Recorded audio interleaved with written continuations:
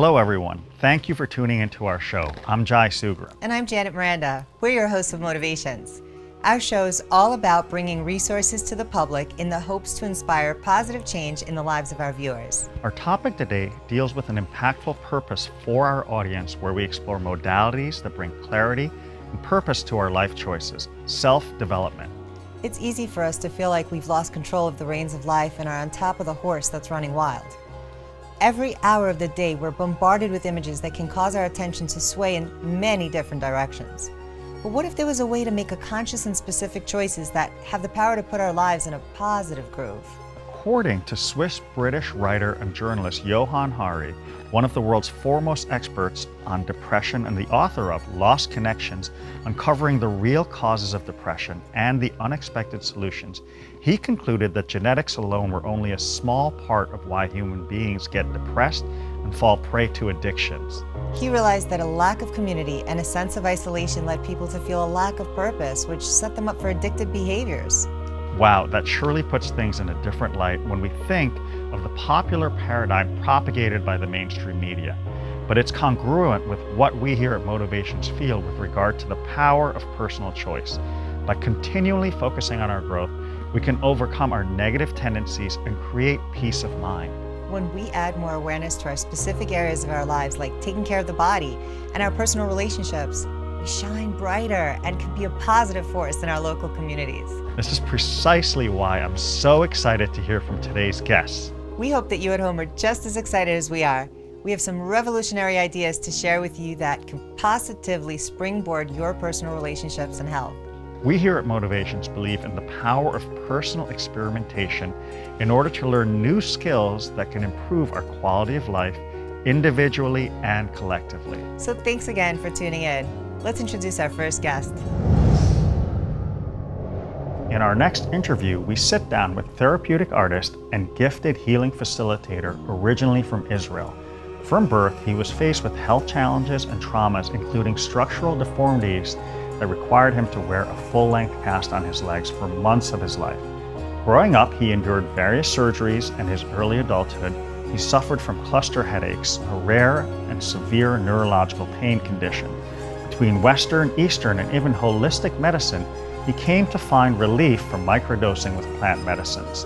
Following a year of psychotherapy sessions with a healthy lifestyle, he was able to ultimately achieve a state of harmony and balance.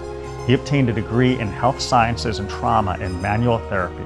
His company, Kinetic Body Therapy, where he does practice potent and cutting-edge healing systems and methods. He believes in more about following a principle-based approach to healing, supporting the body's natural healing mechanisms. One of his services includes what he calls acrokinetic mobilization. Here is Edan Harari. Hey guys, welcome to Motivations. I am your host, Janet Miranda, and I'm here today with a really special guest, Edan Harari, who's going to give us some really great tips and information about what he does with kinetic energy, with kinetic movement, and some healing tools and resources for you guys to take away at home. Edan, tell the world, what is it that you do, and how can people do some of what you do at home when they're just in their own place of peace? So what I do is help people who are suffering from pain, whether it's physical pain or emotional pain. And one thing that people can do right away off the top of my head is that they can feel their feelings and their emotions so that they no longer store that energy in their body. So how does a person identify with the fact that they have some of these traumas or energies that they're storing within their bodies? Well, honestly, most people won't be able to identify it. They'd have to see a professional like me. However, if you sit in meditation for long enough, you'll start to feel emotions coming to the surface. And so if you feel some discomfort, or sometimes even in meditation when we find ourselves falling asleep, that's our body trying to not feel, right? Or ourselves trying not to feel. How do folks at home know what to do with these emotions, and what types of emotions are you talking about specifically? Like, are you talking about some traumas or something that happened to them when they were a kid, or where does one find that? So emotions is just energy in motion, right? So when the energy is not in motion and it's not flowing through our body, then we suffer from ailments, illness, disease, and addictions, let's say, which are coming from the source of the addictions, in my opinion, is from trauma, right? It's from childhood trauma. So trauma is a past emotion that's stored in your physical body. So what you're saying is that it could be an addiction that you're actually dealing with. Yes, so addictions and addictive behaviors are there to distract us from our feelings and our emotions. Absolutely. And so any feelings that are causing us to be uncomfortable in our body are going to be, we're going to try to escape, right? So I'm an escape artist. I mean, I find ways to escape from my feelings and from sitting in meditation and stillness. But I tell you that anyone who's been to something like a Vipassana meditation, where it's 10 days of just sitting in stillness and with your feelings, will tell you that it's challenging. So emotions will come to the surface, and that's how we heal these emotions, by releasing them, by feeling them. And most of us are not feeling our emotions. Most of us are walking around every day in our lives, and we're dealing with distractions. And cell phones right now are like the worst distraction ever. Every time we have an uncomfortable feeling, we go to that phone and we check out our Instagram so we can get that dopamine fix, right? Because it's actually shifting our neurochemistry. Wow. So what you're saying is that so many of us have become so habitual about running away from actual life. Yeah. Running away from dealing with things that happen to us or with us in life, and that we just want to escape from that, so we end up working too much, eating too much, taking substances, etc. But now wrapping that to what you do is, we also, if I understand you correctly, store some of those pain bodies within our body. Yeah. So essentially, our body is like this field of energy, and if there's blockages of energy in our body, it's going to affect how we show up in our body, in our life.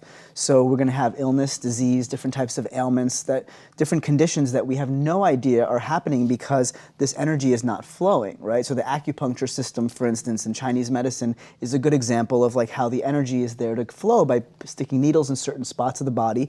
It helps to enhance the flow of the qi, or the energy in the body. What I do is, with my hands, instead of working with meridians, I work with intuitively where I feel that a human is holding onto blocks of energy, which are almost like emotional, like energetic cysts within the body. Wow. And we're able to extract them and release them from the body. And it does take a professional to help assist with this process and facilitate this process.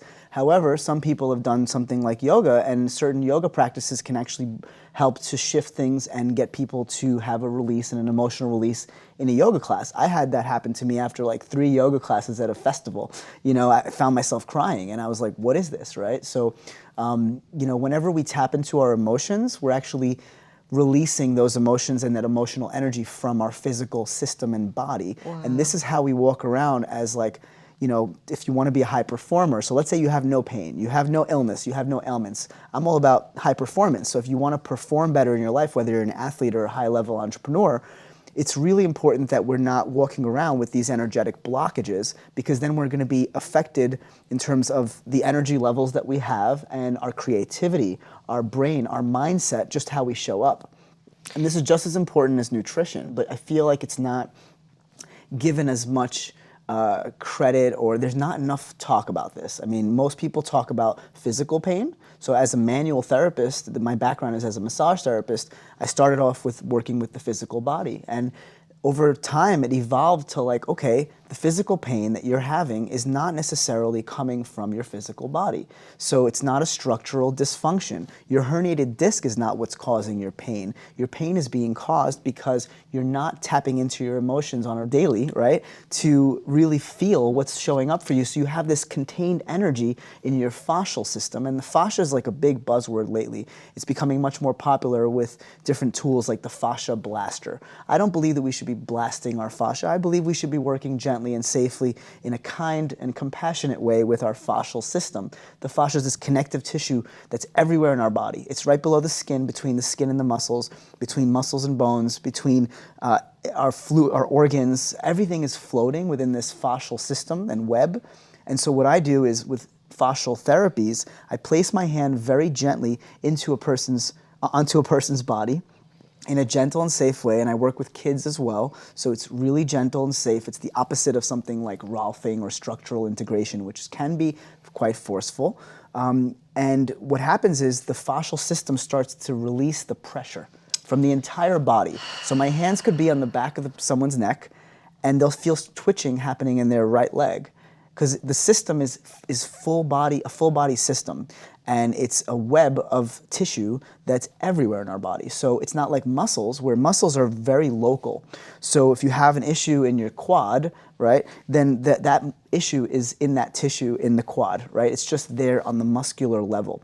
So I don't work musculoskeletally anymore in terms of like structural dysfunctions. I work with the fascial system, with the emotional system, the emotional energy system in the body, and that's kind of what my practice evolved to. So I stopped kind of treating people for just physical pain. So is that wrapped into the nervous system as well?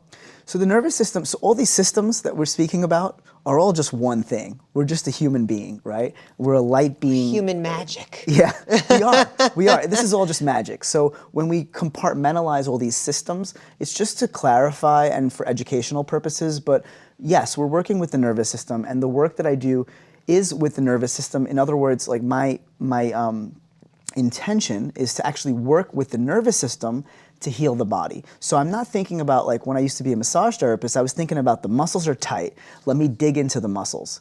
Instead, what I'm doing is thinking about, okay, this muscle's tight. How can I use the nervous system and harness the power of the nervous system in order to get the body to self-correct? Because the body heals itself.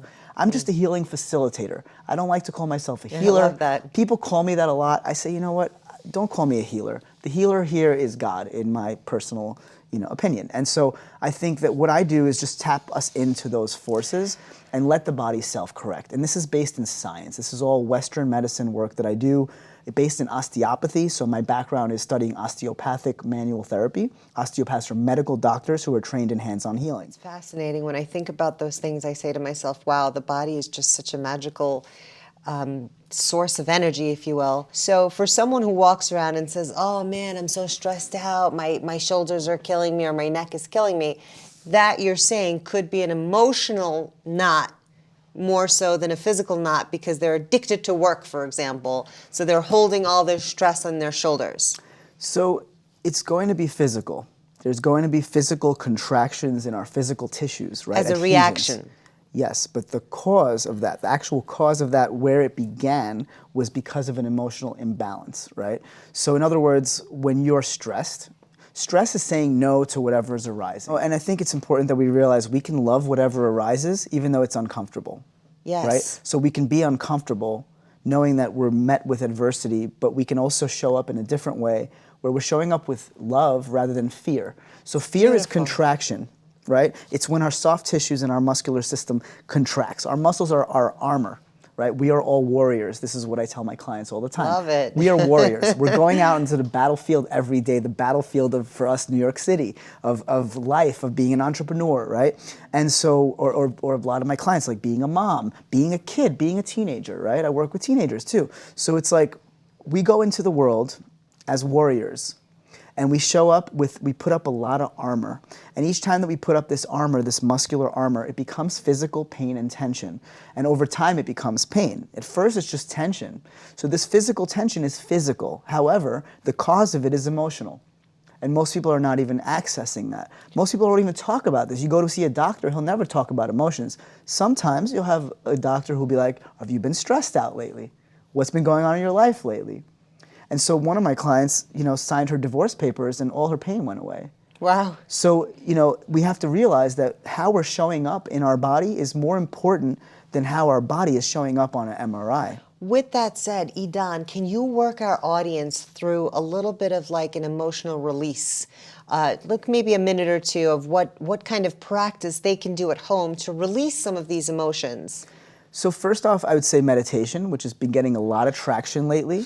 So instead of just sitting in meditation and going through, like I do Vedic meditation, which is a mantra. So anyone who's got a meditation practice, what I encourage is during that meditation practice to set the intention to feel whatever arises and just feel it fully, rather than sitting there and just, focusing on your mantra, let's say, in my case, or sitting there and just listening to a guided meditation, set the intention to feel your emotions and to connect to whatever arises and to accept that and allow it to flow through you. So if you feel some certain emotions coming up to the surface, to feel them. If you feel yourself falling asleep, keep yourself awake. Find a way to sit upright. So I have a friend recently who told me, she likes to lay down and meditate. I said, that's the worst thing you could possibly do. You'll fall asleep, So meditation is huge.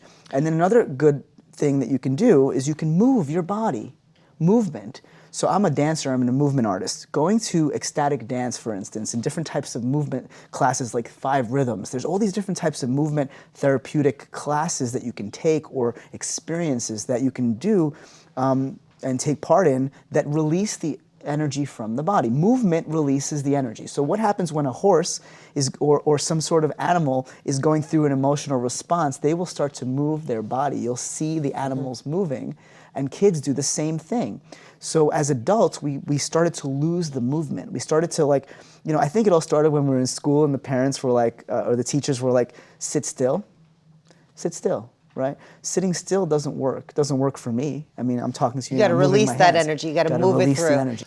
What is a tool that they can do to connect to breath and release the actual pain? So most of us are in our head, we're not feeling, we're thinking. So what you want to do is you want to place your hands over your heart. And then I want you to check in with yourself, where in my body am I holding on to this tension? Where is this ball of tension? And bring your awareness and attention to that place, right? So if you bring your awareness there, the body will start to heal itself. So awareness alone is actually there as a healing tool. Excellent. And what about for those folks that have addiction issues, like with food overeaters, or like addiction with actual prescription medication, or whatever people are addicted to, alcohol, whatever it is?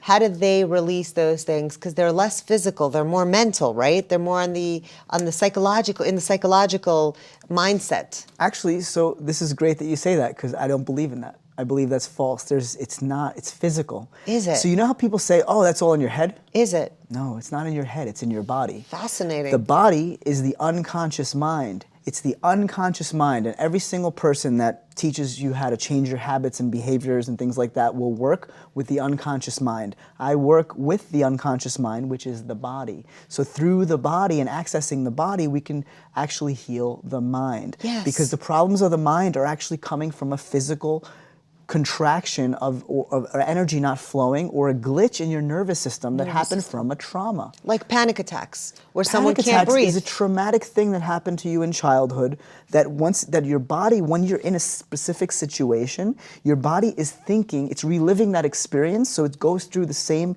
kind of situation of fear and contraction and high cortisol levels and everything else that's happening in a stress response and in a panic attack. I've had many of those in the past, so I can speak about it, right? Please tell our audience what they can do when someone is dealing with a panic attack. How can they get out of that state?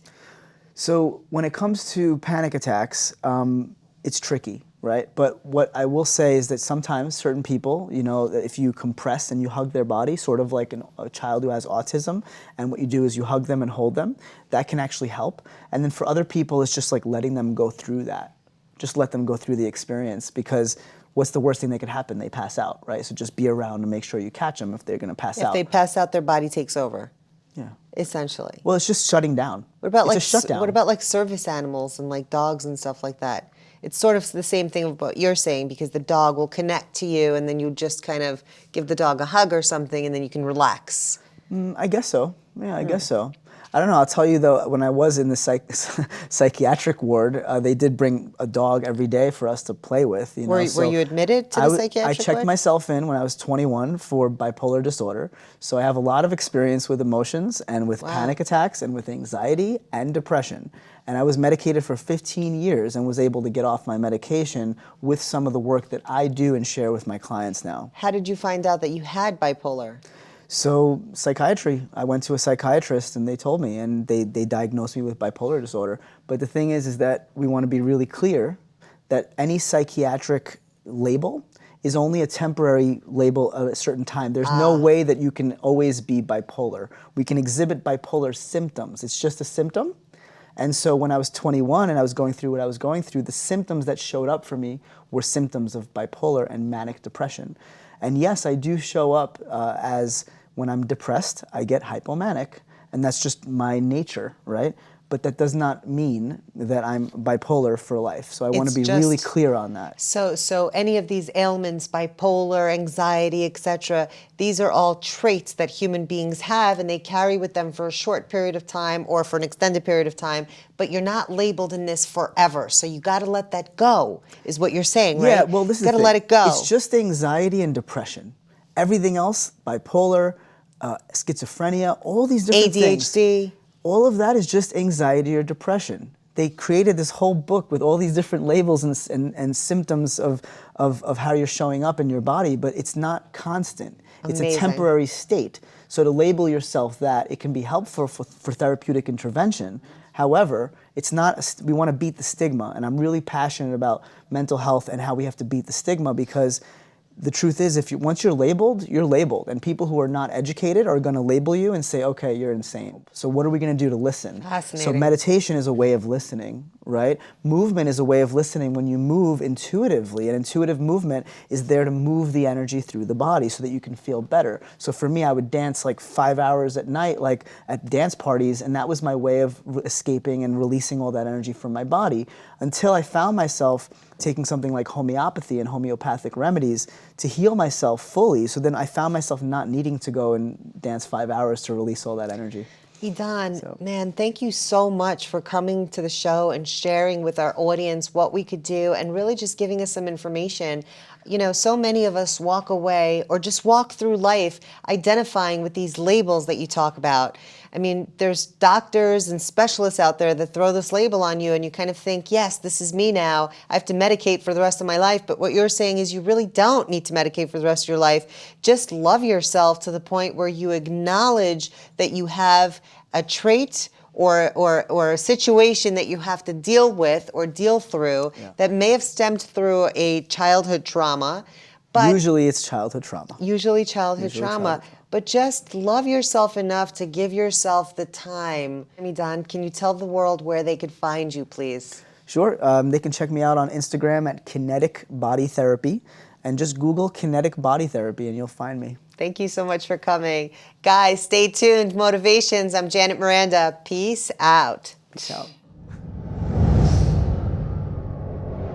In our next interview, we sit down with personal development and dating coach based in New York City. His coaching style emphasizes on self-development through happiness, focus, and self-love. His goal is to help people find their own happiness and purpose. He believes that not only is self-love the key to finding the ideal romance people are looking for, happiness is also the foundation for everything you have ever wanted to accomplish in life.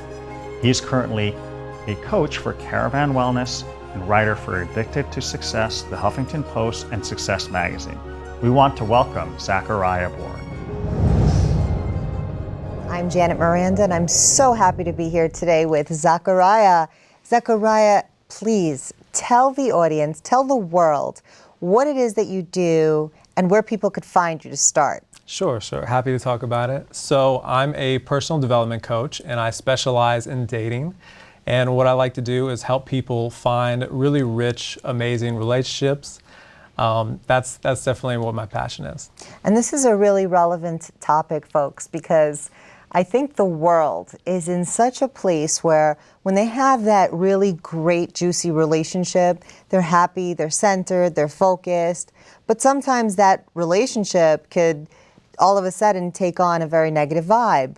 And then all of a sudden start flourishing in a negative cycle, and before you know it, it becomes toxic. Yeah. So do you only help people attract love, or do you also help people salvage the love that they have? Of course, I'll help any part of the relationship. Mostly I focus on helping people attract the love and to becoming the person they want to be when they attract, letting them become the person they want to be, to bring in that person to their life.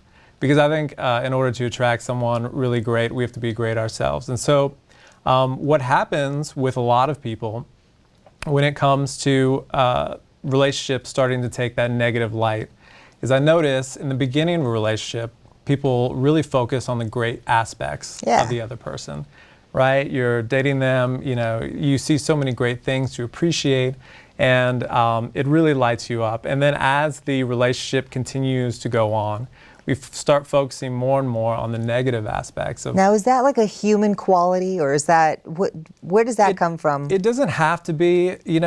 I think it has to do with, most people have this mentality that they should look for the problems, in their life. They tend to focus on what's going wrong as opposed to what's going right. And a lot of times we don't stop and appreciate the great things that we have in our life. And I think that's something that's really important for us to do as a relationship continues on, is to take time to really appreciate who they are, really appreciate who they let you become in the relationship.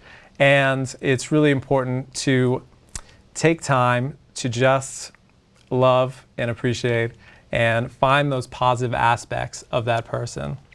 So let's talk a little bit, and this is for the folks that are coupled, but let's just talk about for a moment, for those folks that are single. Now, you just released an entire series on, single people attracting love and goodness into their life. Can you tell the world what you published and what exactly your thoughts are about how to actually manifest greatness and love into your life? Sure. Well, there's a lot of things to talk about. There's a lot of aspects to it. So I have a free 3-day Attract Romance video series. That just sounds beautiful. Attract Romance. Yeah. Does that mean that, if I watch your series, that the guy on the silver horse is going to come? Well, everyone has their own different definition of what a really great relationship is for them. And so I think it's really important to let yourself decide what that is. And what I notice is a lot of people, they don't really become ready for what they want to create. They don't really become ready for that relationship, right? Oftentimes they still have old baggage from old relationships. They haven't become the person that they want to become.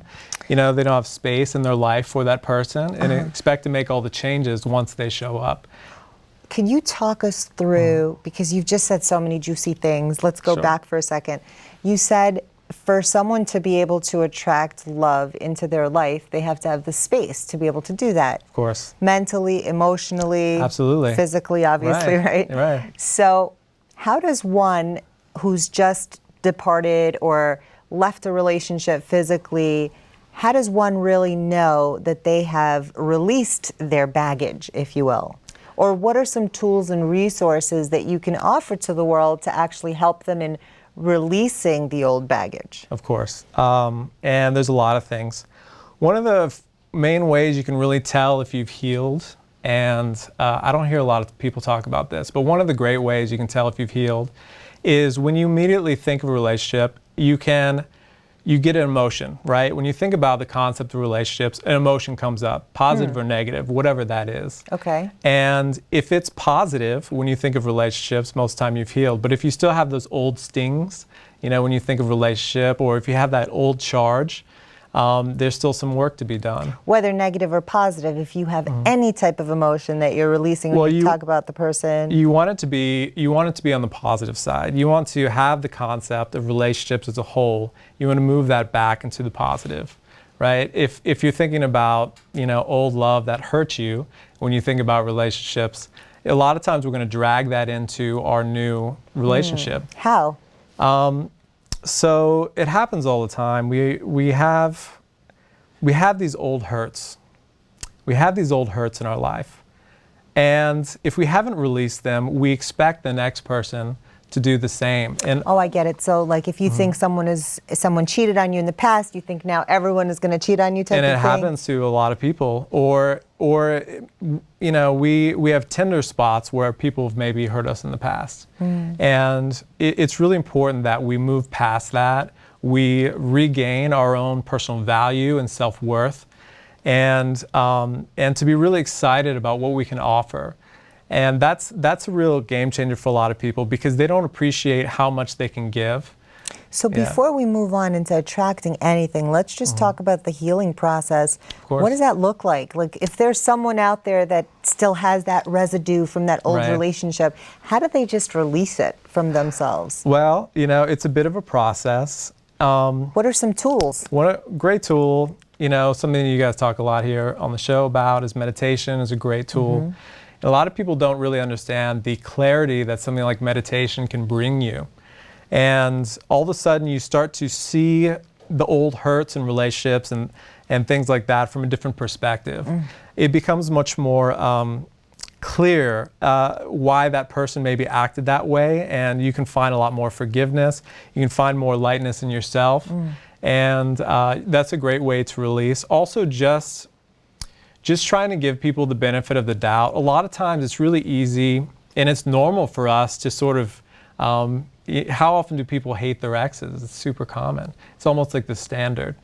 And I think that's something we sort of have to let go of, and not to focus on the negative aspects of the old relationship and not demonize, the older people, the people who have come before, but instead try to focus on the positive aspects. Because I find in most relationships at the beginning, there are a lot of beautiful moments. And you shouldn't throw the baby out with the bathwater, so to speak.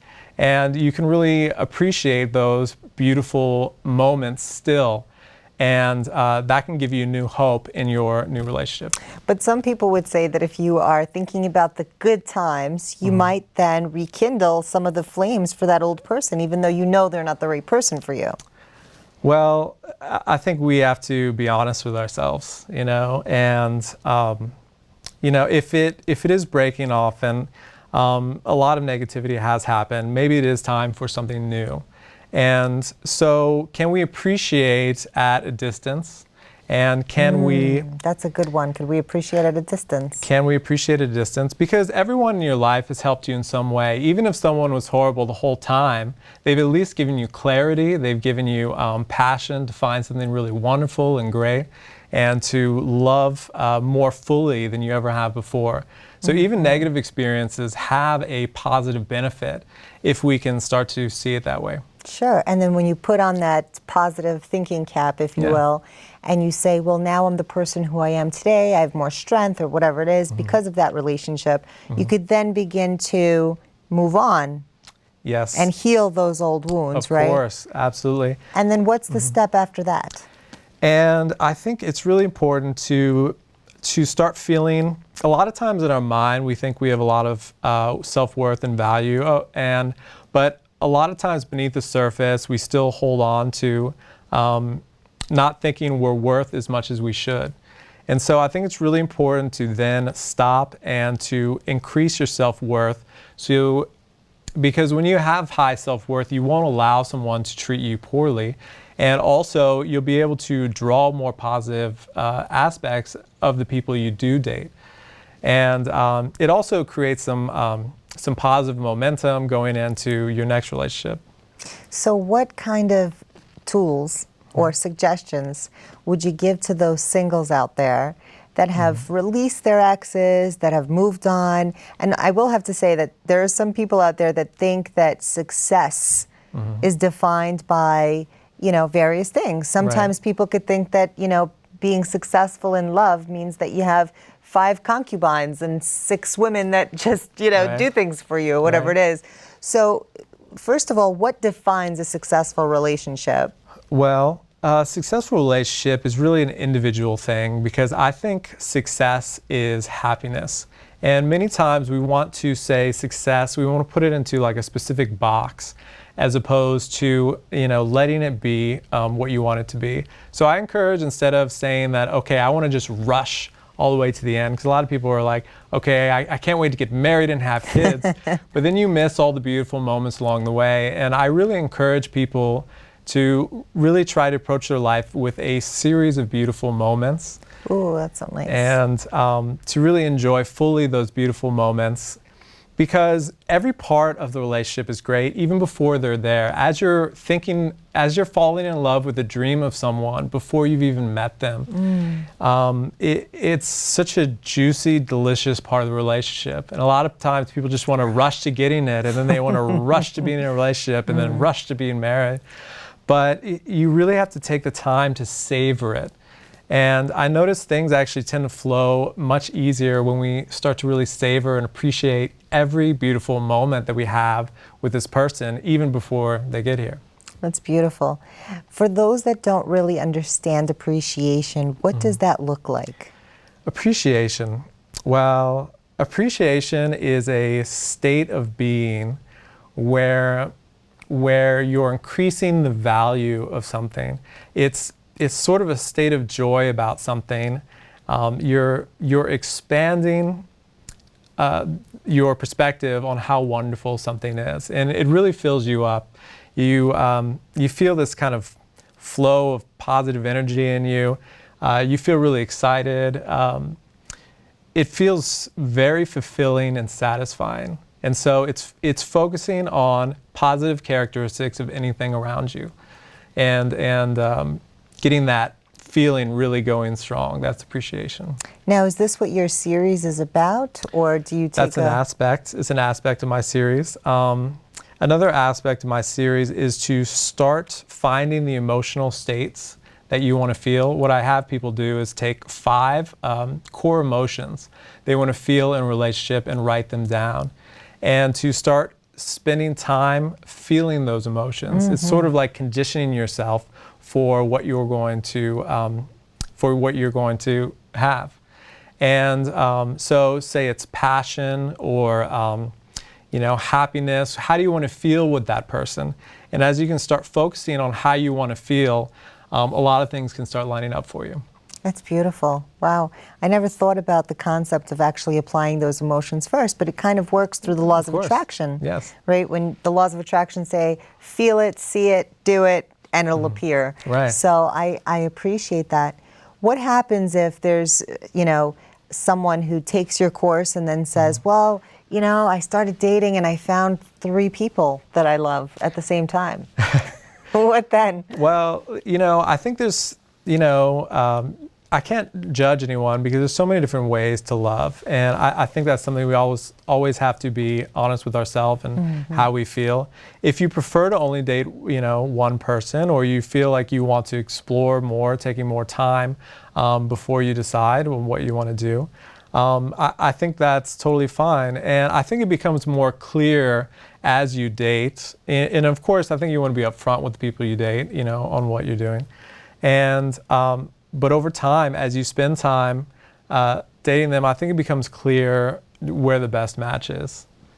So let's go back for a second, and I definitely want to know how it becomes clear what the best match is, because let's just say that there's some people that get torn by how they feel physically about someone, where they're not really paying attention to what the best match is, if they really thought it through. So let's talk first. You mentioned that when they're, it's what people really want, right? It's what they want, and for them to be upfront with the other person. Well, I think is a topic in itself. Like, how does a person that's dating, how do you be upfront about dating other people? I mean, that's just something I think the world should know. How do you say to someone, and when do you say it? On the first date? On the 5th date? During dinner? During lunch? I mean, is there a good time to say, oh, by the way, I'm dating 13 other men? Not that I am. I'm just asking. Of course. And, that's one of those tricky things that you kind of have to follow your intuition about. You have to get a sense of the other person. And I think it's good to be upfront as soon as possible. So as soon as a moment presents itself that you feel is a good point to mention it, or where you're at, I think is important. That way you can help that person make what is the right decision for them. And I think most people, if they're the right person, they'll understand. They'll understand. And I'm not saying that they should be walked over, but I think, I think the right people, you don't have to worry about explaining things. You can be honest with them, and I think they'll get it. But when do you be honest with them? Because you don't really know them on the first date or two, right? You don't, and that's true. And I'm not saying you have to do it on the first date. You really have to make a decision for yourself. It's not something that you can really set in stone. Maybe it's before you meet them at all. maybe it's before, maybe it's during the first date, maybe it's during the third date. There's no set in stone rule as to when. And people are individual too, and so you really have to base it on them and your rapport. But I think in this day, it's common, especially in New York, for dating, especially while you're getting to know someone, that you're not dating just one person. A lot of times people are dating more than one person as they're exploring what works best for them. Until that conversation, right? Until that conversation, yeah. So another quick question for you. So it's assumed that people are dating others until you have that serious conversation in the adult dating life, if you will, right? In New York, for example. Right. But, furthering that a step, you mentioned in the beginning that there are people that just, they have a vision for themselves. They want to get married. They want to have the kids. They want to progress in how they see fit. Right. So for people in different age categories, does it matter? Because you did say you have intuition, you should be able to sense. Does it matter? Like when you meet someone and you have that spark, should you wait a year? Should you wait 2 years? Is it to each their own? Or what suggestions can you give to the world? That's such an individual thing, because some people, they meet someone and then they're never away from them for the next 8 years, the first time they meet them, or the rest of their life. And that does happen with some people. And then some people like to take it slower. And I'm actually one of the people who likes to take it slower and take my time getting to know someone. And so there's really no right or wrong. You really have to just feel it out and decide what kind of person you are. Do you like to take more time with this type of thing? What do you feel comfortable with? What does the other person feel comfortable with? And I think it's good. And another important match point is that you both have similar pacing. You both want to have similar pacing. That's another aspect of matching with the right person. Now, I'm really going to blow your mind right now. All right. Does the pacing have anything to do with the residue from the previous relationships? It can. It can have to do with our social conditioning and what we think our parents expect of us, or we might feel a rush because a bunch of people around us are having kids, or delay because we've been burned with someone, or delay because we're burning someone, or delay, and we can't really define it as delay because everyone's on their own clock. Right.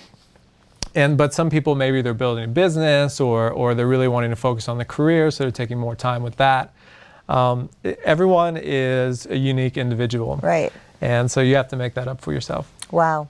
So tell us what it is. Give us those juicy elements of how to attract love into your life for those singles out there. Didn't you state that you can attract love in a specific time frame?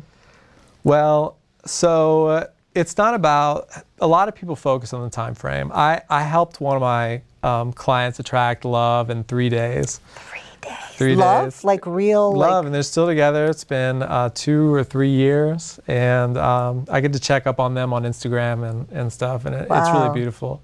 But I've helped a lot of people attracted. But one of the great things to do is just get really clear on what you want. Maybe you want to start writing down positive aspects of a person that you want to meet. It's great to make a list. And you want to play it as if it's already the future and they're already here, right? I'm so grateful, so appreciative that I met someone who has these attributes. And then you can write a list of all these really great things. And it should be really fun. You should feel amazing as you're writing this. And it's a great thing to couple with the 5 core emotions of how you want to feel in that relationship. And that'll get your mind conditioned and start moving toward the things that you need to do to attract it. And also it brings you a lot more clarity when you do find it. Oh, this person is really wonderful. And even the person I helped to meet someone in 3 days, they met them and immediately he knew that this was the person. And it took them maybe a month to really start dating more, but they had met, he'd seen it and he knew it. And maybe she didn't even know it yet, but he knew, and he came back to me very excited, and he's like, I know this happened. I'm super excited about where this is going to go. And then, over time that builds. But he had that clarity right away. And so having a clear idea of what you want in your life can really help you move in the right direction. As far as love is concerned, as far as anything is concerned, really. Yeah, as far as anything. It's so funny you say about make a list. I have to say, about 10 years ago, I made my own list. And I did meet someone later on in life who met a lot of the, I don't want to say criteria, I'll just say a lot of the goals that I listed out on my list. But it's so important to be specific about what you value most, because I did leave out a couple of things that were total relationship killers that took place in that relationship, and I thought, these are total deal breakers. And then I looked at my list and I was like, I never noted them on my original list. Right. So how important is it also to list or have an idea of the deal breakers, or do you spin that in a positive way so that you don't attract the deal breakers? Well, I know that's the tricky thing, right? When we focus on red flags, we whatever we're really focusing on, we end up kind of creating out in our life. So if we're really focused on red flags and deal breakers, we find them, and people. Right, we don't want those. Right. So it's important also to amend your list. And another important thing is too on your list to only talk in the positive, because it's so easy to be not crazy. You could write not crazy on and there are some crazy folks out there. Yeah. Right? And so if instead we can say, very sane, cool-headed. Very cool-headed and very sane, very balanced. Yeah, balanced, right? Healthy mind. Right, healthy, positive. You want someone who brings happiness into your life. And so in order for you to do that, you have to be happy yourself. You have to become a match to what you want as well. Wow, and raise the vibe. You got to raise the vibe, yeah. Well, I can't wait to watch your program. Can you tell the world where they could find you, Zachariah? Absolutely. You can check me out on Instagram and YouTube. On Instagram, you just search Zachariah Bourne, Bourne. Same thing on YouTube.